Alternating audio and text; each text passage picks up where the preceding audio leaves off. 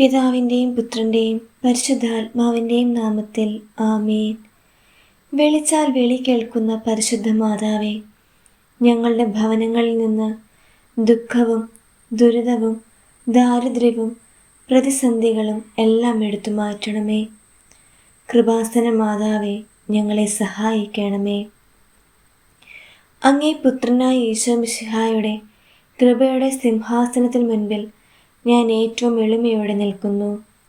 അങ്ങേ മകനെ ഞങ്ങൾക്ക് നൽകിയതിനെ ഓർത്ത് ഞങ്ങൾ നന്ദി പറയുന്നു.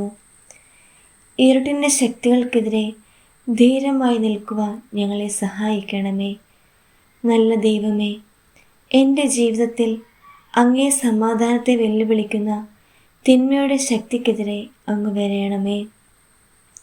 ഞങ്ങളുടെ കുടുംബത്തിലെ എല്ലാവരെയും സംരക്ഷിക്കുവാൻ ഈ സമയം കൃപാസന മാതാവിൻ്റെ മാധ്യസ്ഥം ഞങ്ങൾ യാചിക്കുന്നു. അങ്ങയോട് ഞങ്ങൾ പ്രാർത്ഥിക്കുന്നു.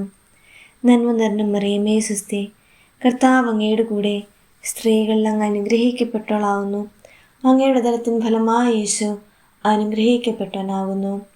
പരിശുദ്ധ മറിയമേ തമ്പുരാൻ്റെ അമ്മേ, പാപികളായ ഞങ്ങൾക്ക് വേണ്ടി എപ്പോഴും ഞങ്ങളുടെ മരണസമയത്തും തമ്പുരാനോട് അപേക്ഷിച്ചുകൊള്ളണമേ. നന്മ നിറഞ്ഞ മറിയമേ സുസ്തേ, കർത്താവ് അങ്ങയുടെ കൂടെ സ്ത്രീകളിൽ അങ്ങ് അനുഗ്രഹിക്കപ്പെട്ടവളാവുന്നു. അങ്ങയുടെ ഉദരത്തിൻ ഫലമായ യേശു അനുഗ്രഹിക്കപ്പെട്ടവനാകുന്നു. പരിശുദ്ധ മറിയമേ തമ്പുരാൻ്റെ അമ്മേ, പാപികളായ ഞങ്ങൾക്ക് വേണ്ടി എപ്പോഴും ഞങ്ങളുടെ മരണസമയത്തും തമ്പുരാനോട് അപേക്ഷിച്ചുകൊള്ളണമേ. പിതാവിനും പുത്രനും പരിശുദ്ധാത്മാവിനും സ്തുതി, ആദിയിലെ പോലെ ഇപ്പോഴും എപ്പോഴും എന്നേക്കും ആമേൻ. പിതാവിനും പുത്രനും പരിശുദ്ധാത്മാവിനും സ്തുതി, ആദിയിലെ പോലെ ഇപ്പോഴും എപ്പോഴും എന്നേക്കും ആമേൻ.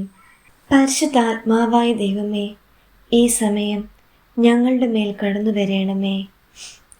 പരിശുദ്ധാത്മാവ് ഞങ്ങളോട് കൂടെ ഉണ്ടായിരിക്കട്ടെ. കൃപാസന മാതാവിൻ്റെ സംരക്ഷണം ഞങ്ങളുടെ ബലമായിരിക്കട്ടെ.